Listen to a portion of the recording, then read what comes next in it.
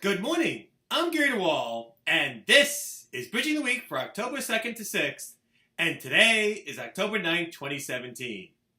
The U.S. Department of Treasury offered over 90 distinct recommendations for making U.S. capital markets more efficient and fostering economic growth.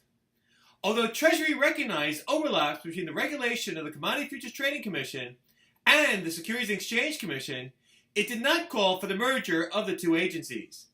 Rather, it recommended there be better coordination and harmonization of rules. Separately, a new CFTC commissioner roundly criticized proposed regulation automated trading and warned non-CFTC licensed Bitcoin trading platforms for retail clients to be mindful of CFTC registration requirements if they provide financing. Tomorrow is the annual compliance conference of the Commodity Markets Council in Washington, D.C., so I can get on a train later today and arrive early enough for pre-conference cocktails this evening. Let's get started. Last week, the U.S. Department of Treasury called for more coordination between the Commodity Futures Trading Commission and the Securities and Exchange Commission in its second report issued in response to President Donald Trump's core principles for the federal regulation of the U.S. financial system published earlier this year.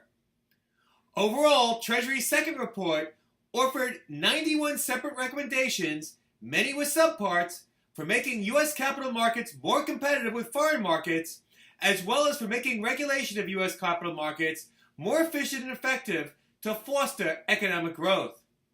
Specifically, Treasury's second report addressed debt, equity, commodities and derivatives markets, central clearing, and other related matters. Treasury's first report, issued in June, addressed the depository system, including banks, savings associations, and credit unions, and proposed substantial amendments to the Volcker Rule.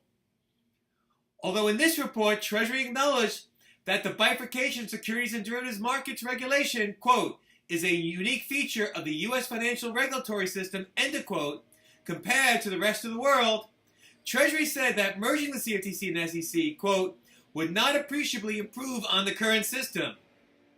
End of quote. Instead, the agency should, quote, focus on effecting changes that truly promote efficiency, end of quote.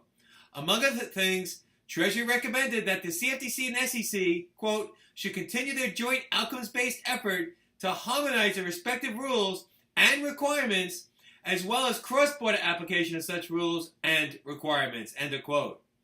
Among other things, Treasury recommended that the SEC and states continue considering ways to reduce the cost of securities litigation for issuers while protecting investors, perhaps by authorizing companies to resolve disputes through arbitration. The SEC and CFTC clarify the cross-border scope of their regulations and make sure rules compatible with foreign rules to avoid market fragmentation. And the CFTC complete its position limit rules while ensuring appropriate hedging exemptions for end users and considering a risk management exemption. As part of its recommendations, Treasury also advised that the CFTC and SEC evaluate potential, quote, operational, structural, and governance improvement of the self-regulatory organization framework, end of quote.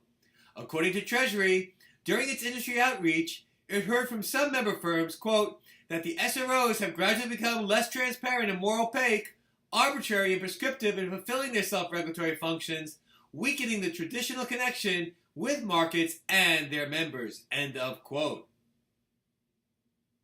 In his first public speech since becoming a commissioner of the Commodity Futures Trading Commission, Brian Quintenz termed the Commission's recently proposed and re-proposed regulation automated trading, quote, one of the most serious missed opportunities of the agency's prior pending rulemakings, end of quote.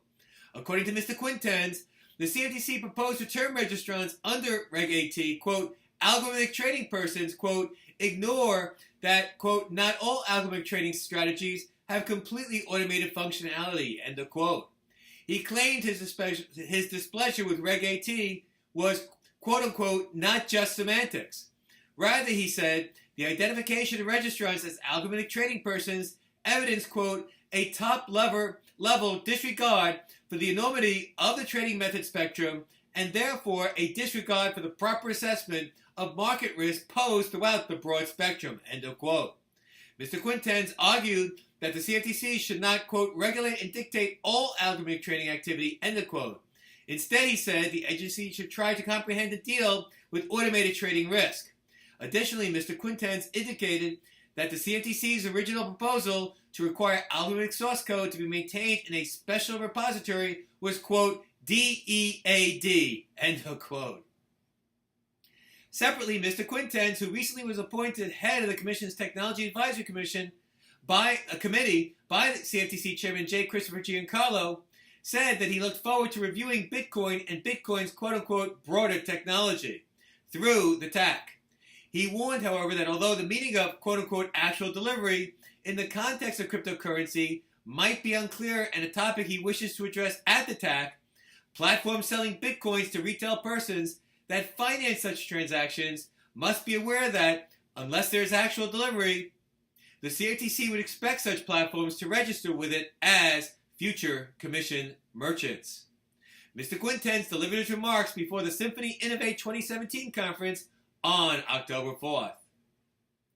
And finally, Monex Deposit Company and two affiliated companies, and Louis Cabrini and Michael Cabrini, the firm's principals, moved to dismiss charges filed against them last month by the Commodity Futures Trading Commission in a federal court in Illinois that they engaged in fraud and illegal precious metal transactions with retail clients.